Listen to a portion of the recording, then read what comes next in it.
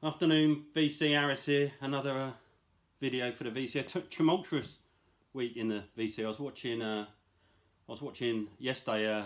Guy, what's his name? Chance, concert buddy. He's doing a podcast, vinyl community podcast. Doesn't sound a bad idea actually, but sadly for Chance, I've jumped on the idea, and I've only gone and blown the bloody doors off. That was Michael Caine.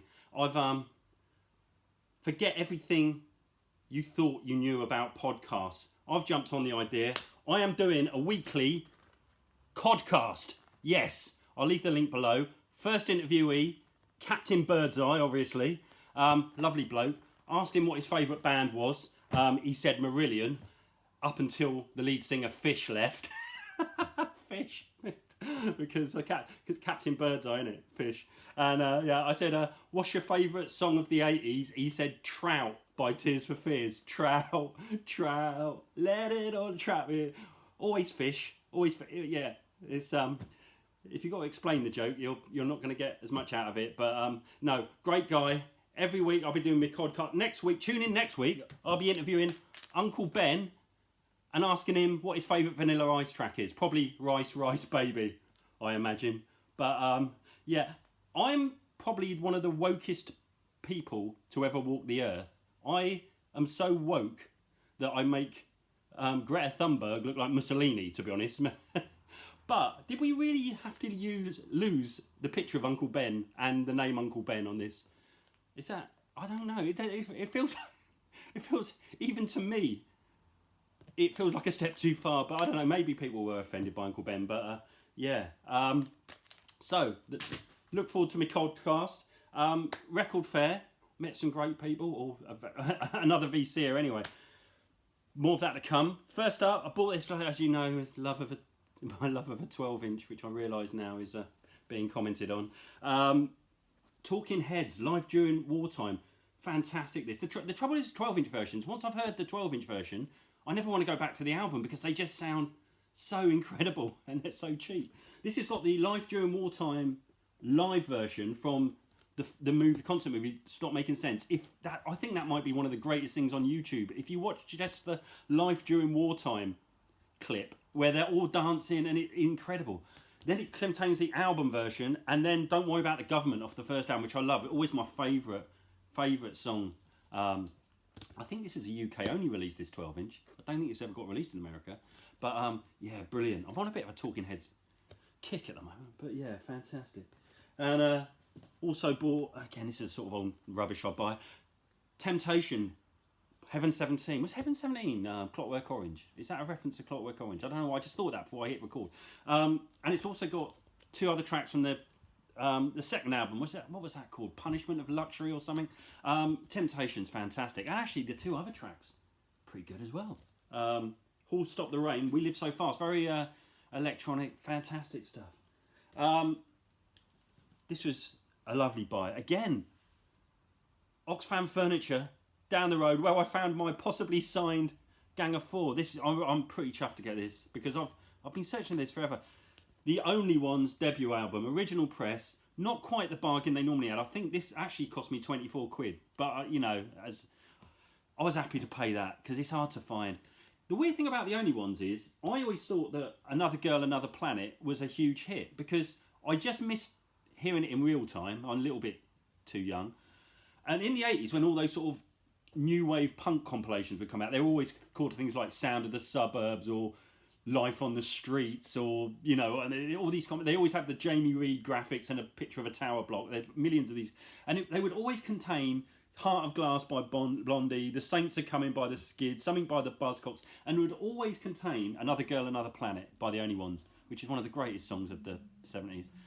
Well, I didn't realise it only got to number 60 in the UK, which is weird, and this album didn't even chart, so it's kind of interesting. It's a fantastic album, not absolutely top of the tree in terms of that era, but it's brilliant. Kind of new wavy mixed with rock. It's that sort of those guys that were probably a little bit too old for punk, really, but they saw a chance to sort of jump on the bandwagon a little bit like, I don't know, the Stranglers were a little bit older, weren't they, or the Soft Boys. So a bit like the Soft Boys, actually, obviously clearly inspired by sort of Syd Barrett era Pink Floyd in terms of vocals. Pete Parrott's vocals are somewhere between Lou Reed and Syd Barrett.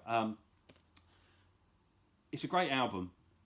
It kind of reminds me. I imagine the Replacements were influenced by this as well, because it is sloppy. But it's stylistically kind of all over the place. But it sounds great. And the opener, The Whole of the Law, is really unusual because it's just this very slow ballad. And the first thing I thought when I heard it, I thought if I show this, I'll say it, is that they were clearly heavily influenced by television's Marquee Moon, which obviously brings us to the sad news that Tom Verlaine died yesterday. And here it is, one of the greatest albums of all time. I remember how I got into this. I don't know if anyone in England remembers. Mark Radcliffe used to do in '91 a Thursday night show just on his own called Out on Blue 6, and he played Venus, which to this day I think is one of the greatest things ever. And he said, if he said something like, "If you've never heard Venus and if you've never heard Marquee Moon, I envy you, because go and buy it and you'll have a friend for life." And I knocked off work early and I went down Weasel's Records in Southampton, second-hand shop, and they had it for £5, second-hand, and I picked it up. And this is quite an oddball version actually, because it's got the quotation marks with Marquee Moon, which I think I've never seen another copy with that. I don't know how to say it. Like you know, it's an amazing record, because mine's, as per, is absolutely knackered. And I was thinking the other day, you know, a lot of people on VC go on about sleeve inners and that. Oh, I've got to get it into a polystyrene poly sleeve or something. I mean, this is like, that's cardboard. I could actually knock the ice off my windscreen with that. And I mean, it's been in there for 47 years, or 40. Plays like a dream, this. But yeah, Marquee Moon by Television, incredible, up there. Top 20 album ever, top 10 album ever maybe. Just a phenomenal album. And yeah, sad loss, Tom Verlaine, and yeah, incredible. Went to the record fair yesterday. One of the chaps on the store is a gentleman new to the VC, Richard Warwick. Well worth checking out. Richard, if you do watch this, feel free to comment so people can click on your name. We had a good old chat. He's from Southampton, or just outside. He gave me a record, and it's fantastic. It's genuinely fantastic. Burundi Black, 12-inch. It's a field recording from 1967 of a Burundi band, that on a 12-inch single, which then in 1981 kind of got a tiny, I don't want to say remixed, it was the Burundi drums stay, and they just put this sort of electronic piano with this eerie rhythm behind it. It's absolutely fantastic. I've listened to this about 6 or 7 times. It's really, really brilliant. Thank you so much, Richard. This is a genuinely, I am pretty thrilled to have this. It's brilliant. It's absolutely brilliant. It's only 6 minutes on one side, 3 minutes on the other. It's absolutely superb. I love those kind of the remix with the sort of piano, the electric piano on, and I heard it and I thought, this rings a massive bell. So this kind of does fit into the narrative of my record collection, because Joni Mitchell used it, that Burundi, on, I've shown this album before, The Jungle Line from The Hissing of Summer Lions, which is my favourite. The Jungle Line by Joni Mitchell doesn't ever get talked enough, because it came out in, 77? It sounds ahead of its time. It's fantastic, but love this album. But I really love The Jungle Line, and I'm sure, I don't know if sampling existed, but it sounds like she sampled that off there. Also, the Beastie Boys, the Dust Brothers sampled it on Crystal Street, on Paul's Boutique, on the B-Boy Boulet's song at the end. So it appears on there as well. It's a beautiful copy of, this is the first UK press. I got this when I worked in HMV, and I said this before on the VC, we couldn't give these away. Literally couldn't give these away. If we put these in a bin outside, no one would have taken them. You could not.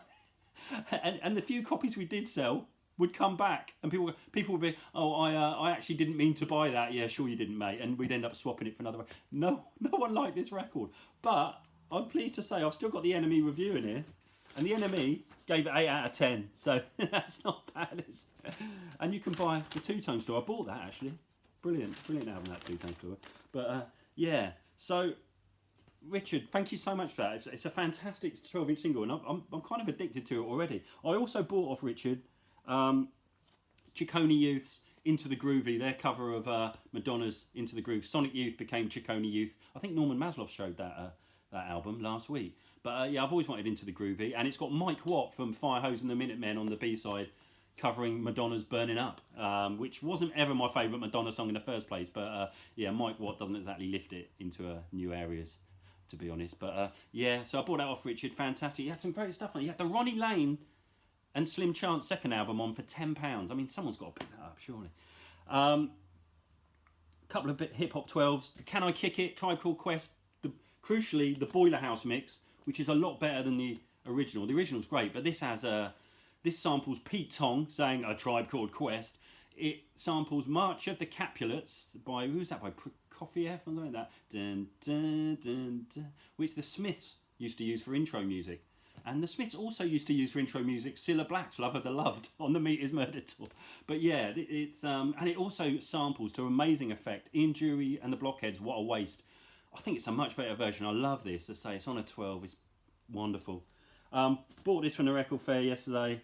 Brother's Going to Work It Out 12-inch by Public Enemy. A dreadful remix, actually. But really, the reason I bought it is it's got Don't Believe the Hype off It Takes a Nation a Million. So I've got that on a 12 now. Sounds incredible. As I say, I'm trying to amass a load of amazing songs on 12-inch singles because they just sound off the charts. And this was from the record fair. And I know this won't mean a lot to most people, but to me, John the 6-inch pianist, if he's watching this, this might mean something to him. And Craig, the vinyl record player. Ashford and Simpson 12-inch. Love Don't Make It Right. That's fantastic. B-side, Borgie Borgie.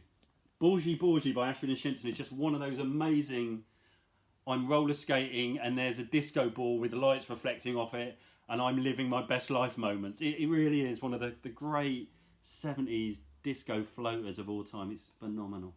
And I'm so chuffed to get this. And it's really hard to find as well. Really hard to find. So that's my lot. Thanks for watching. Hope everyone's all right. See you on the podcast.